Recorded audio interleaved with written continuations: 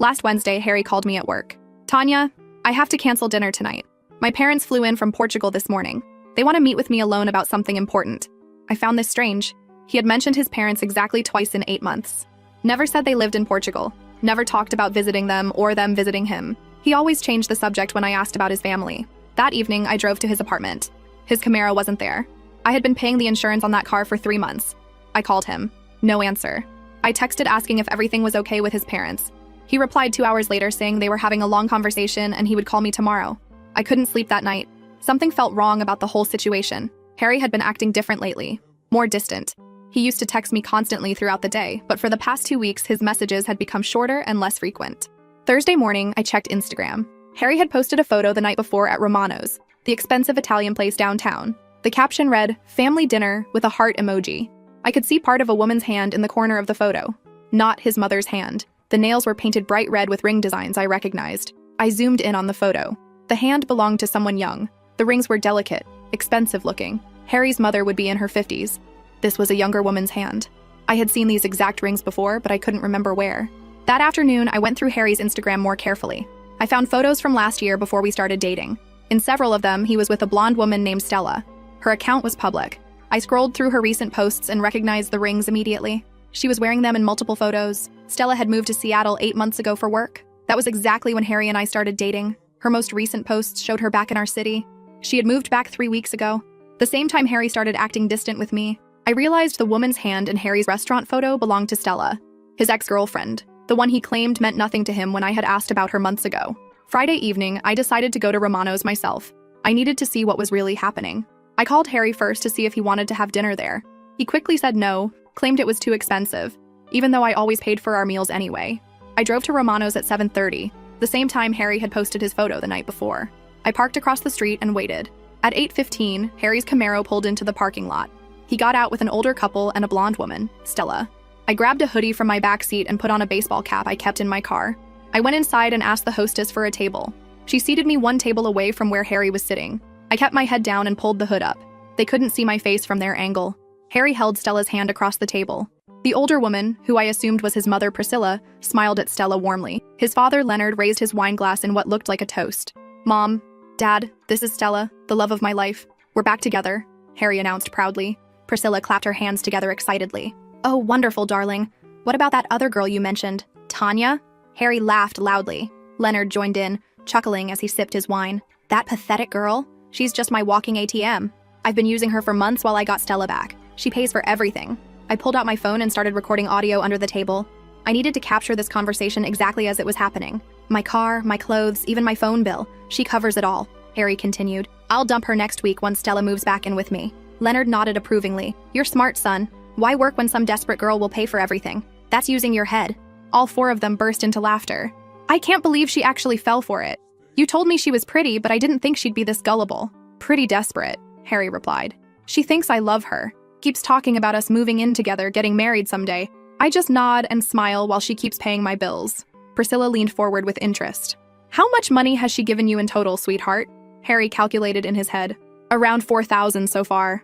Maybe more if you count everything. She bought me watch last month, paid my car insurance for 3 months, got me those shoes Stella wanted me to have." I had indeed bought him everything he mentioned. The watch had cost me $600. I had worked overtime shifts at the call center to afford his car insurance payments. I had skipped meals and canceled plans with friends to save money for the clothes and shoes he said he needed for job interviews. Stella pulled out her phone and started scrolling. I should thank her myself for taking such good care of my boyfriend. What's her Instagram handle? I want to see what this walking ATM looks like. "Don't do that," Harry said, reaching across the table to lower her phone. "I need her to keep paying until you're completely settled back here. Then I'll block her on everything." Leonard raised his glass again. "Here's to my brilliant son for finding such an easy solution to his financial problems. No need to work when you've got a sugar mama." They all clinked glasses while I sat frozen at the next table. 8 months of my life. 8 months of believing Harry loved me. 8 months of sacrificing my own financial security to help someone who saw me as nothing more than a bank account. I stopped the recording and quietly stood up. I left a $20 bill on my table for the water I had ordered and walked calmly toward the exit. Harry had no idea that I knew the truth now. He had no idea that I had recorded every word of his confession. He was about to learn exactly what happens when you try to use the wrong person. First update. The comments on my first post have been incredible, and so many of you were asking what I did after I left that restaurant. Well, sit down because this is where things got really intense. After I walked out of Romano's, I sat in my car for maybe 5 minutes just staring at my steering wheel. My hands were shaking, not from sadness but from pure rage. 8 months of my life. All those times I worked double shifts just to afford his car payments while he was planning his future with someone else. But here's what really got to me. The way they were all laughing. Like I was some kind of joke they were all in on. Harry's dad raising his glass and calling me a sugar mama, while his precious son bragged about using me. The way Stella was scrolling through her phone wanting to see what this walking ATM looked like. These people didn't just see me as stupid. They saw me as entertainment. I drove home in complete silence. No music, no phone calls to friends, nothing. Just me and this growing volcano of anger that was about to explode all over Harry's pathetic life. When I got to my apartment, I looked around and started noticing all of Harry's stuff everywhere. His expensive gaming headphones on my coffee table, the ones I bought him for his birthday. His clothes hanging in my closet next to my work uniforms. His protein powder and vitamins taking up half my kitchen counter. His collection of sneakers lined up by my front door like he owned the place. That's when something clicked in my brain. This asshole had been slowly moving his stuff into my apartment over the past few months while telling his ex-girlfriend that I was just a temporary ATM. He was using my place as free storage while he waited for Stella to come back and set up their real life together. I started grabbing his things. The gaming headphones went into a garbage bag. His clothes came off the hangers and got shoved in after them. His shoes, his toiletries, his books, his stupid collection of cologne bottles. Everything went into bags. I was moving like a woman possessed, and honestly, it felt amazing. But throwing his stuff in bags wasn't enough. This piece of garbage had humiliated me in front of his entire family. He had turned me into a punchline for their family dinner conversation. So I took those bags outside to the sidewalk and started pulling everything out. His jeans landed in a puddle from yesterday's rain. His precious Jordan sneakers got tossed across the concrete. Those expensive cologne bottles? Opened them up and poured them all over his gaming equipment. The smell was overwhelming. But watching that cologne drip all over his $500 headphones was absolutely therapeutic. I made sure to spread everything out really well across the sidewalk and the small front yard area. His clothes were scattered everywhere, some hanging from the fence, some just thrown in random piles. It looked like a tornado had hit a douchebag's bedroom, and I was so proud of my work. Then I went back inside, changed into comfortable pajamas, made myself a huge bowl of ice cream, and sat down to watch Netflix. For the first time in months, I felt completely relaxed. No worrying about Harry's bills. No calculating how much money I needed to save for his next emergency. No listening to him complain about his life while I worked overtime to fund it. Around 11:30, I heard Harry's car pull up outside. Then I heard his car door slam. Then I heard him yell, "What the fuck?" so loud that dogs started barking in the neighborhood. I looked out my window and watched him frantically trying to gather his stuff off the sidewalk. He was shoving wet clothes back into bags, trying to wipe cologne off his electronics, picking up shoes from random places around the yard. He looked absolutely panicked, like he couldn't understand how his perfectly organized scam had suddenly exploded in his face. He started pounding on my door about 5 minutes later. Really aggressive, angry pounding that made my neighbors turn their lights on. I opened the door but kept the chain lock attached so it would only open a few inches. Harry's face was bright red and he was breathing like he had just run a marathon. Behind him, I could see Stella sitting in his Camaro. Apparently, she had come along to witness whatever confrontation he was planning to have with me. "Tanya, what the hell is wrong with you? Why is all my stuff destroyed outside? Are you having some kind of mental breakdown?" I looked at him through that small opening in the door and felt completely calm. "Oh, I cleaned out some clutter from my apartment. I figured you wouldn't be needing it here anymore since you're moving in with the love of your life next week." The color drained from his face so fast I thought he might pass out right there on my doorstep. He started stammering, trying to figure out how I could possibly know about Stella moving back, about their plans, about any of it. "I don't know what you're talking about, Tanya. You're acting crazy right now. Let me inside so we can talk about this like adults." "Adults?" I laughed so hard I almost choked. Adults don't use people as walking ATMs while planning their real relationships behind their backs. That's when Harry realized I had been at the restaurant. I watched his brain trying to process how this was possible, when I could have been there, what exactly I had heard. His mouth opened and closed like a fish out of water. "You were spying on me?" he finally managed to say. "That's psychotic behavior, Tanya. You need help." "I need help?" I was still laughing. "Harry, you spent 8 months pretending to love me while stealing my money to fund your actual relationship. But sure, I'm the one who needs help." He started getting really aggressive then, pushing against the door, trying to force it open wider. "You can't just throw my stuff outside like garbage. Some of that equipment cost thousands of dollars. You're going to pay for whatever got damaged out there." "Actually, I think you'll find that most of it was paid for with my money, so technically I was just throwing out my own stuff." That's when Harry completely lost it. He started screaming at me through the door, calling me every horrible name you can imagine. He said I was pathetic, desperate, ugly, stupid, basically confirming everything I had heard him say to his family at dinner. "You know what, Tanya? Good. I was going to dump you anyway. You're worthless and pathetic, and I can't wait to be done with this whole charade.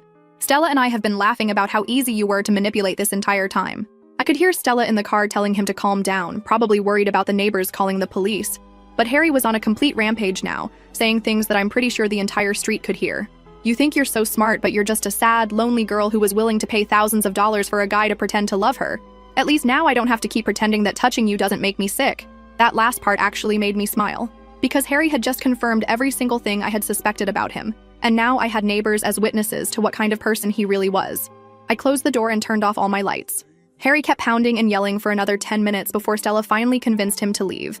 I watched from my bedroom window as they drove away, and I could see them arguing in the car, even as they turned the corner. Christine from next door came over the next morning with coffee and told me she had gotten the whole thing on her security camera. Apparently, she started recording when she heard the yelling, just in case she needed to call the police. So now I have video evidence of Harry having a complete meltdown on my doorstep while his new girlfriend watched from the getaway car. But honestly, guys, I thought that was the end of it. I thought Harry would disappear into his happy new life with Stella and I would never have to see either of them again. I was so wrong about what was coming next. Second update. Okay guys, I thought Harry's screaming match on my doorstep was the grand finale of this whole mess, but apparently this manipulative asshole wasn't done with me yet. The comments on my last update have been amazing, and honestly, all your support has been the only thing keeping me sane through what happened next. So the morning after Harry's tantrum, I woke up to my phone buzzing with calls from my mom. She had called me 6 times before 9 a.m. on a Saturday, which meant someone had definitely been filling her head with lies. When I finally answered, she was in complete panic mode. Tanya, Harry called us this morning and he's very worried about you. He says you had some kind of breakdown and destroyed thousands of dollars worth of his belongings for no reason. He thinks you need professional help before you hurt yourself or someone else.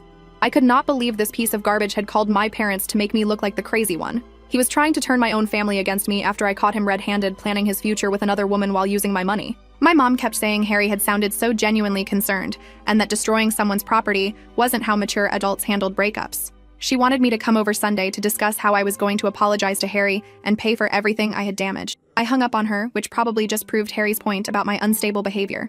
But Sunday morning, I went to Christine's apartment and got a copy of that security camera footage from Friday night. We burned it onto a DVD and I took it straight to my parents' house. Watching Harry's meltdown from the camera angle was even better than experiencing it live. You could hear everything. Him calling me pathetic and worthless, admitting he was planning to dump me anyway, bragging about how easy I was to manipulate. The footage showed him pounding on my door like a maniac while Stella waited in his car. My parents' faces went completely white when they heard Harry screaming about how touching me made him sick. My dad immediately started apologizing for not believing me, and my mom was crying about how convincing Harry had sounded on the phone. But that victory felt short-lived because Harry apparently wasn't done trying to mess with my life. Tuesday afternoon, he showed up at my apartment building again. But this time, he wasn't crying or begging. He looked completely different. Confident, almost smug, like he was enjoying some private joke. He was wearing new clothes that I definitely hadn't paid for, and he had this arrogant expression that made me want to punch him in the face. When I tried to walk past him into the building, Harry stepped in front of me with this fake, friendly smile. Hey, Tanya, I just came by to pick up some things I left at your place. You know, important stuff that I need back. I looked at him like he was insane. Harry, I threw all your stuff outside Friday night. There's nothing left in my apartment that belongs to you. But he kept insisting there were items I had missed, things that were really valuable to him that he couldn't replace. He wanted to come upstairs and look through my closets and drawers to make sure I hadn't accidentally kept anything. The whole thing was obviously bullshit. Harry just wanted an excuse to get inside my apartment and start some kind of confrontation. I told him absolutely not and tried to push past him, but he grabbed my arm and wouldn't let me go. Come on, Tanya. Don't be difficult about this. I'm being really reasonable here, just asking for my own belongings back. Unless you're planning to keep my stuff as some kind of weird shrine to our relationship? He was talking loud enough that other people in the building lobby could hear every word. A couple of my neighbors were staring at us, and Harry was clearly enjoying the attention. He wanted to make a scene and embarrass me in front of everyone. I jerked my arm away from him and told him to leave or I would call the police. But Harry just laughed like I had said something hilarious. Go ahead and call them. I'm sure they'll be very interested to hear about how you destroyed thousands of dollars worth of my property in a psychotic rage. I've got photos of everything, Tanya. Documentation of all the damage you caused. That's when I realized Harry wasn't here to get his stuff back. He was here to intimidate me and show off how untouchable he felt now that he was back with Stella. He wanted to prove that I couldn't do anything to hurt him and that he could still control me whenever he wanted. Over the next few days, Harry started showing up everywhere I went, but not in a desperate stalker way. More like he was deliberately trying to rub his happiness in my face. I would see him at the coffee shop I always went to, sitting at a corner table with Stella, both of them laughing and acting like they were having the time of their lives. When I walked into the grocery store Thursday evening, Harry and Stella were in the checkout line right in front of me. Harry made sure to speak extra loud when he told Stella how much he loved her and how amazing their life together was going to be. He kept glancing back at me to make sure I was listening to every word. Friday afternoon, Harry showed up at my workplace again, but instead of coming inside, he parked his Camaro right in front of the building where everyone could see it. He and Stella sat in the car for over an hour, obviously waiting for me to come outside so they could make some kind of grand gesture. When my shift ended and I walked out to the parking lot, Harry rolled down his window and called out to me, "Hey Tanya, I wanted to thank you for helping me realize what I was missing. Being with Stella again has shown me what real love actually feels like. I hope you find someone who appreciates you someday." Stella was smiling and waving at me like we were old friends, probably enjoying the whole performance as much as Harry was. They drove away laughing, and I could hear Harry's music blasting from his speakers as they turned the corner. But the worst incident happened Saturday morning when I was leaving for my weekly grocery run. Harry was waiting outside my building again, leaning against his car like he owned the whole street. This time he was alone, but he looked even more confident than before. When he saw me coming down the front steps, Harry pushed himself off his car and walked over like he had every right to be there. "Tanya, I've been thinking about our conversation the other day, and I realized I wasn't completely honest with you about something." I kept walking toward my car, but Harry followed right beside me, talking the whole time. "The truth is, I never actually loved you. Even from the very beginning, it was always about Stella for me. You were just convenient while I was waiting for her to come back. But I want you to know that I'm grateful for everything you did to help me get through that difficult time." He was smiling while he said this, like he was doing me some kind of favor by being honest about how much he had used me. Like I should appreciate his candor about treating me like a disposable bank account for 8 months. When I reached my car, Harry actually had the nerve to lean against the driver's door so I couldn't get in. I know this probably hurts to hear, but I think it's better for both of us if you understand the reality of our situation. You're a nice girl, Tanya, but you were never going to be enough for someone like me. Stella and I are just on a different level. That's when I completely lost my shit. I started yelling at him about what a pathetic excuse for a human being he was, how he was going to end up alone and miserable because nobody decent would ever love someone so selfish and manipulative. I told him he was a loser who couldn't even pay his own bills without exploiting women who were too good for him. Harry just stood there grinning while I screamed at him in the middle of the street. He looked like he was having the best time of his life watching me lose control. When I finally ran out of things to yell, he just shrugged and walked back to his car. "Thanks for the entertainment, Tanya. This has been really fun. Take care of yourself." He drove away still smiling, probably rushing back to tell Stella all about how crazy his ex-girlfriend had acted in the parking lot. I realized that Harry was getting some sick satisfaction out of these confrontations. He enjoyed seeing me upset and angry because it proved to him that he still had power over my emotions. Every time I reacted to his provocations, it fed his ego and made him feel like he had won some kind of game. Anyway, that's where things stand right now. Harry seems to think he's won some kind of prize and keeps trying to rub it in my face every chance he gets. Honestly, I'm just hoping he gets bored with this whole revenge tour and finds something better to do with his time. I blocked his number after the parking lot incident, so at least I don't have to deal with his texts anymore. Hopefully he'll move on and focus on his amazing new life with Stella instead of bothering me. We'll update if anything else happens, but fingers crossed, this is finally over. Final update. It's been about a month since my last post. Guys, I cannot even begin to describe what happened this week. Remember how I said Harry was acting all high and mighty with his victory lap around town? Well, karma just delivered the most brutal reality check I have ever witnessed in my entire life, and I am living for every single second of it. So last Sunday night, I was getting ready for bed around 11 p.m. when I heard this weird tapping sound at my window. At first, I thought it was just the wind, or maybe a bird, but then I realized someone was throwing small rocks at my third-floor window.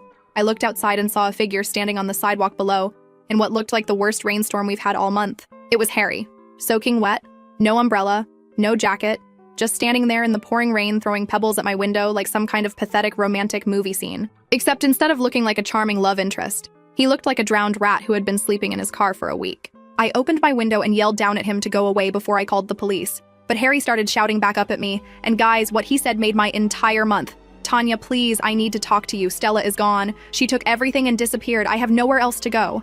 I literally started cackling, like full-on evil villain laughter echoing through the neighborhood at midnight while this asshole stood in the rain begging for my help. The same man who had spent weeks rubbing his happiness in my face was now admitting that his perfect reunion had crashed and burned. I told him that sounded like a personal problem and started to close my window. But Harry completely lost his mind. He started screaming about how sorry he was, how he had made terrible mistakes, how he needed me to let him explain what had really happened with Stella. The whole thing was so ridiculous that I grabbed my phone and started filming him from my window. This grown man having a complete breakdown on the sidewalk in the middle of the night while begging his ex-girlfriend to save him from the consequences of his own actions.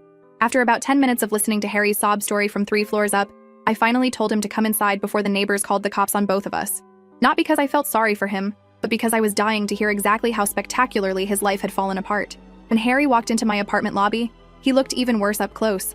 His clothes were completely soaked through, his hair was plastered to his head, and he had this desperate, wild look in his eyes that I had never seen before.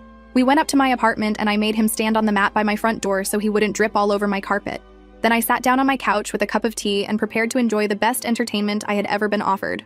Tanya, I know you have every right to hate me, but I need you to know that everything that happened with Stella was not what I thought it was going to be. I told him to start from the beginning and explain exactly how his perfect love story had turned into him standing outside my building at midnight like a homeless person. So apparently Stella had been planning her own little scam the entire time she was back in town. While Harry was busy bragging to his parents about using me as his walking ATM, Stella was quietly figuring out how to use him the same way. She had convinced Harry to put her name on his bank account so she could help him manage his finances better. She said she wanted to contribute to their shared future by taking over all the boring money stuff so Harry could focus on finding a better job. Harry, being the absolute genius that he is, thought this was a romantic gesture and handed over complete access to his accounts. Stella told Harry she was going apartment hunting for their new place together and needed his car to drive around and look at different neighborhoods. She said she would be gone all day, but would call him that evening to tell him about all the amazing places she had found for them. Harry waited all night for her call, all Wednesday, all Thursday. By Friday, he was starting to panic and went to the apartment complex where Stella had been staying with her friend. The friend told him that Stella had moved out Wednesday morning with all her stuff and hadn't left any forwarding address. That's when Harry checked his bank account and discovered that Stella had withdrawn every single penny he had. Not just the money I had given him over the past 8 months, but also the money he had gotten from selling some of his electronics, plus his rent money for next month. She had cleaned him out completely and vanished without a trace. I was trying so hard not to laugh while Harry told me this story. But guys, the irony was just too delicious. The man who had spent months manipulating me for money had been out-manipulated by someone who was way better at the game than he was. But wait, it gets even better, because Harry wasn't just broke, he was homeless. He had already given up his apartment lease because he and Stella were planning to move in together. All his stuff was packed in boxes in storage, and he couldn't afford the monthly fees to keep it there anymore. For the past week, Harry had been sleeping in bus stations and spending what little cash he had left on cheap motels and fast food. He was down to his last $40 and had no idea what he was going to do next. The best part was when he told me about his parents. Apparently, Leonard and Priscilla had been calling him every few days to check on how things were going with Stella. They were so excited about their son's romantic reunion and kept asking when they were going to meet their future daughter-in-law officially. Harry had been lying to them, saying everything was perfect and that he and Stella were just taking their time planning their next steps. But he knew he couldn't keep up the charade much longer, especially if they decided to visit again unexpectedly. If his parents found out that Harry was essentially homeless and had been scammed by the same woman they had toasted at dinner, they would lose their minds. Leonard would probably drag Harry back to Portugal to work in his cousin's restaurant for minimum wage under awful conditions. Harry was desperate to avoid that fate, which is why he had come crawling back to me at 2 a.m. begging for help. Tanya, I know I don't deserve your forgiveness, but I'm asking you to please consider letting me stay here for just a few days while I figure out my next move. I'll sleep on the couch, I'll clean your apartment, I'll do whatever you want. I just need somewhere safe to stay while I try to put my life back together. That's when I completely lost it and started laughing so hard I couldn't breathe. I told Harry that he must be completely delusional if he thought I would lift a finger to help him after he had spent weeks taunting me about how amazing his life was without me. I reminded him of every cruel thing he had said, every time he had tried to make me feel small and pathetic, every moment he had tried to rub his happiness in my face. You called me a walking ATM, Harry. You told your parents I was pathetic and desperate. You said touching me made you sick. And now you want me to save you from the consequences of your own stupidity? Harry started crying then, actual tears streaming down his face while he begged me to reconsider. He said he had never meant any of those horrible things, that he had only said them to impress Stella and his parents, that deep down he had always cared about me. But I was done listening to his lies. I grabbed my phone and started filming him again. This pathetic, broken man sobbing in my living room while admitting that his perfect relationship had been a complete fraud. I posted the video on TikTok with the caption, POV, your manipulative ex comes crawling back after his girlfriend scams him the same way he scammed you, and watched it get hundreds of views within minutes. Harry noticed what I was doing and started panicking, begging me not to post anything about his situation because he was terrified of his parents finding out the truth. But that just made me want to document every second of his humiliation even more thoroughly. I told Harry that he had exactly 5 minutes to get out of my apartment before I called the police and reported him for trespassing. When he tried to argue, I reminded him that I had security footage of him harassing me multiple times over the past few weeks, and that Christine would be happy to testify about his aggressive behavior. Harry left my apartment that night looking like his entire world had collapsed around him, which, to be fair, it basically had. He had no money, no home, no girlfriend, and no prospects for fixing any of it without crawling back to his parents and admitting what a failure he was. The next morning, I woke up to find Harry sitting on the front steps of my building again. When he saw me coming down the stairs, he jumped up and tried to approach me one more time. Tanya, I know you're angry, but I'm literally begging you to reconsider helping me. I have nowhere else to turn. I'll pay you back everything I owe you as soon as I get back on my feet. I looked at this pathetic excuse for a human being and felt absolutely zero sympathy. This was the same man who had laughed with his family about how easy I was to manipulate. The same man who had told me I was never going to be enough for someone like him. I told Harry that he could try begging on the street corner if he needed money so badly, and that maybe his experience being used and discarded would teach him some empathy for other people. Then I walked past him to my car and drove to work, leaving him sitting there with his head in his hands. As of yesterday, Harry was still occasionally showing up outside my building, but he looks more defeated every time I see him. I heard from Christine that he's been asking other tenants in the building if they have any odd jobs he could do for cash. But the absolute best part happened 2 days ago, when Harry tried to get tough with me one last time. I was coming home from work and found him sitting on the building steps again, looking like complete garbage. When he saw me, he actually had the nerve to stand up and try to intimidate me. "I'll remember this, Tanya. When I get back on my feet, you're going to be the one begging me to come back to you. You'll see what you lost." I literally burst out laughing right in his face. This homeless, broke, pathetic man who smells like he hasn't showered in weeks was trying to threaten me about his big comeback. I told him McDonald's was 2 blocks away, and maybe if he asked nicely they'd give him some food. Or maybe not. I hope he enjoys wondering where his next meal is coming from and sleeping wherever homeless people sleep. Maybe now he'll understand what it felt like to be used and discarded by someone who never actually cared about him. Karma is absolutely beautiful, guys.